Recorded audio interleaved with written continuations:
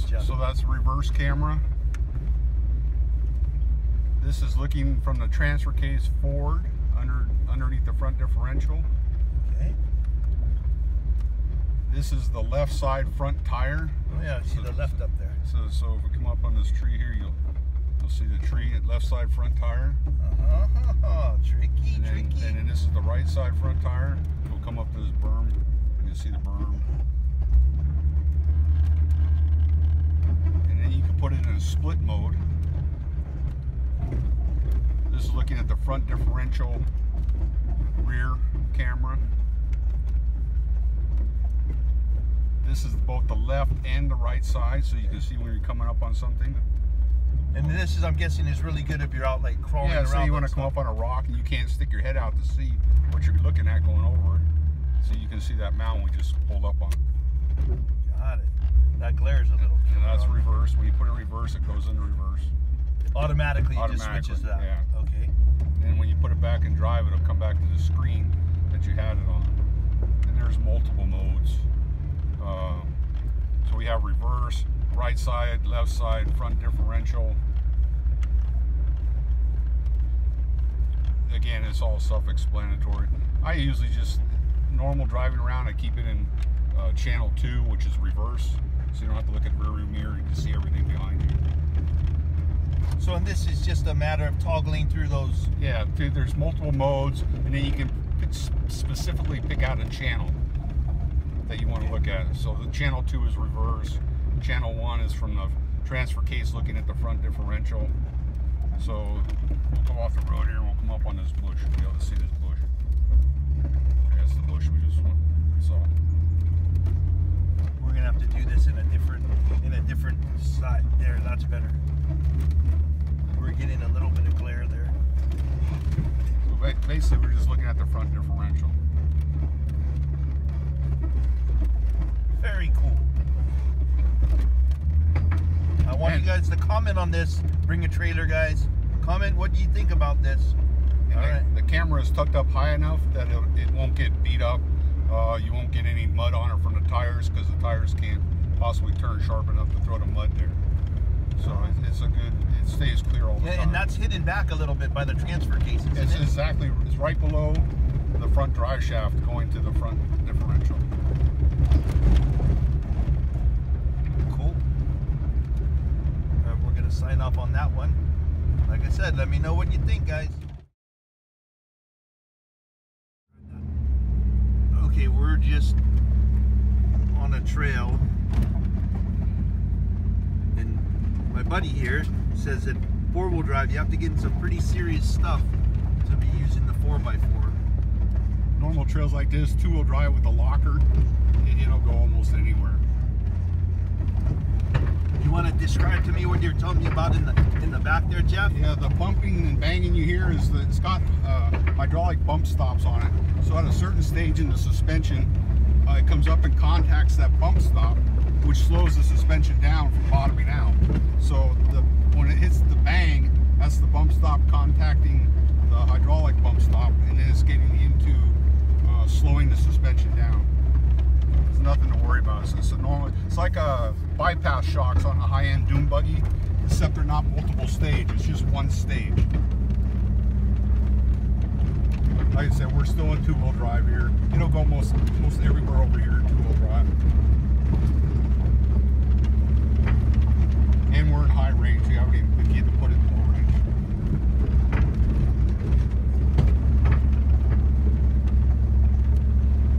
When we get out and do a walk around, I'll explain more about the hydraulic bump stops and what they do.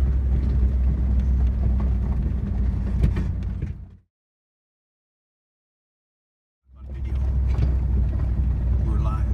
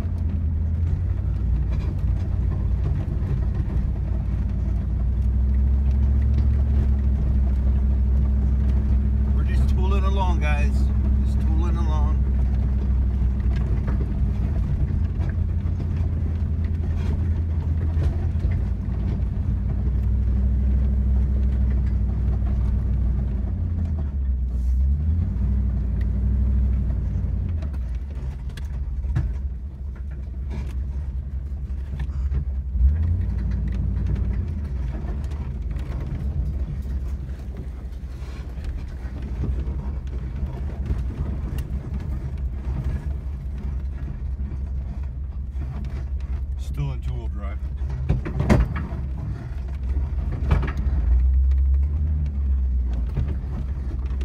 Okay, we're gonna get out and I'm gonna show you the hill we just came down.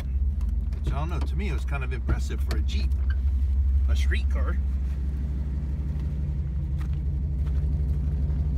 I don't know too much about them, but we just came down that hill. Right there. To our tire tracks.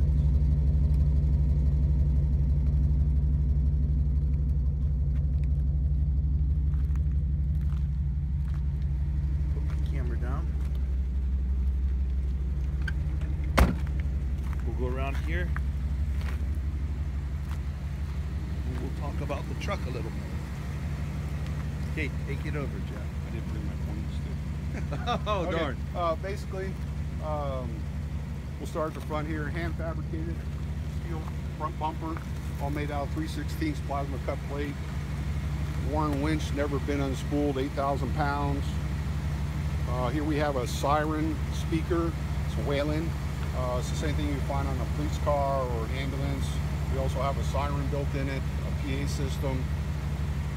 The winch can be activated either with the remote pendant, or I put controls on the steering wheel where your normal cruise control is on the car. Once you turn the master switch on, these buttons here will control the winch in and out. One side's in, the other side is out.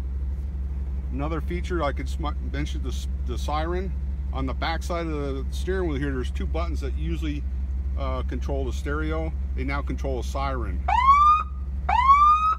Woo, cool. The horn, you have both your Jeep horn and it has the fire truck horn.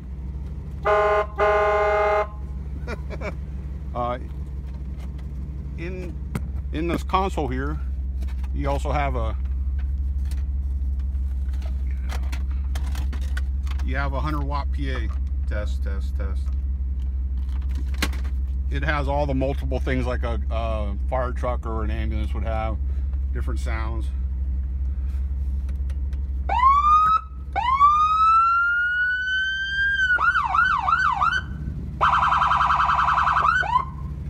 Anyway, that's that. That's cool. It has poison spider, real beadlocks on it. They're not imitation. Start at the very front here. It has a Jeep Rubicon JK sway bar on it. It's one of the electric disconnect ones. You can disconnect it inside the car via a switch that has been converted to pneumatic, so it runs off the ARB air compressor. Got rid of the electronic part of it that's prone to fail. Has a small little pneumatic cylinder on it, so everything's controlled off a rocker switch in the vehicle. You can lock and unlock the sway bar as you're driving. Here we have the ACOS made by JKS. It's basically an adjustable spring seat with a hydraulic bump stock built in it. So the last 2 inches of your suspension travel hit the bump stop, and it slows the suspension down from bottoming out smoothly. I don't know if you can see here, it's a little hydraulic cylinder. I'm gonna turn this off so we got a better, we can hear you better. Yeah, it's a little hydraulic cylinder in there. Has Bilstein shocks on it that were valved for the vehicle, 5100 series, that are actually revalved for the weight of the vehicle and the spring rate. We take a look underneath the front. It has a Dana 30 high pinion, which comes out, doesn't come on this vehicle, it comes only in a Jeep Cherokee for this width. It's been completely gone through. Has the Artec truss on top that's been all TIG welded into it. Has the inner C gussets. It has an ARB front locker. The gear ratio is a 456.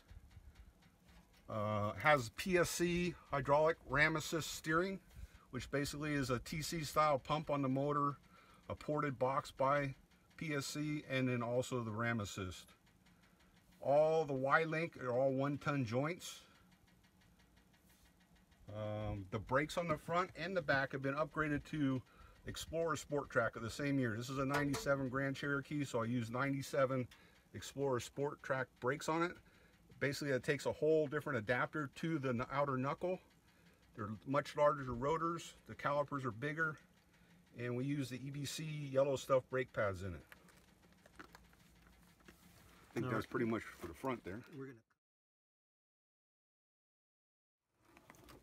Okay. On? Yep, we're on. So the motor's pretty much stock. It has 130,000 miles on, 136. The reason I didn't do anything with the motor is it runs perfect. Eventually, when the motor was going to take a crap or whatever, I would have put a 406 stroker in it. They bolt right in place. The fuel injection will go on top of it. It's based on a 360. This is a 318 5.2. Never give me any troubles. Always starts up. Good oil pressure. Doesn't use oil. Doesn't smoke. Good motor. So that's why I didn't touch the motor. The transmission's been gone completely through. It's a 43 RE or 44 RE. We put all the 48 RE 5-pinion planetaries in the overdrive. 2 extra clutches and steels in the overdrive. The clutches and steels are the red Alto clutches and the Colleen steels. Has a Sonex valve body in it and a Ramco torque converter on it. What are these relays up here for? Those powers, they're actually put on there what it powers. It's the bumper lights up here in the front, the LED light bar on the top. There's one for each light. I see a little toggle switch down here. Those are relays. The toggle switch, we'll do that at night. Basically, that toggle switch turns on and it lights up an LED underneath the hood here. So if you had to work on the vehicle at night, you'd have light. You wouldn't have to have a flashlight. Okay. Over here we have the ARB air compressor next to the K&N air filter here. This powers the front locker as well as the sway bar disconnect. This is the power steering pump from PSC. It's a TC style pump. No issues there. Everything works great. Like I said, the motor has no issues. If it would have, I would have done something with it. It's what I did is I put a brand new radiator in it when I got it. Water pump, belts, all the hoses put on new. Basically any of the wear items, spark plug wires, cap, rotor, spark plugs, anything that's normal, prone to wear out, we replaced on it. Tell me about the paint, Jeff. The paint is Raptor liner. We actually talked to the folks at Raptor liner. They gave me some suggestions how to spray it. I didn't like the Stutz gun that comes in the kit. So what we did is we got a tintable Raptor liner. This is a Chrysler metallic gray. Doesn't really show it in the sun. We thinned it out with enamel reducer, 10%, and we sprayed it with a HVLP gun with a number 2 tip. It gave it a much better texture. It's not splotty or blotchy, uniform throughout the thing. I just really like the way it turned out. I actually did a Chevy truck after this in the same material.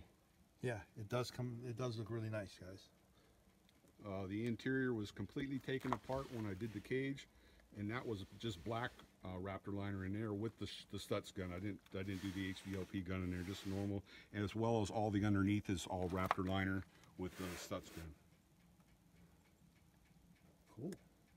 All right. Aloha.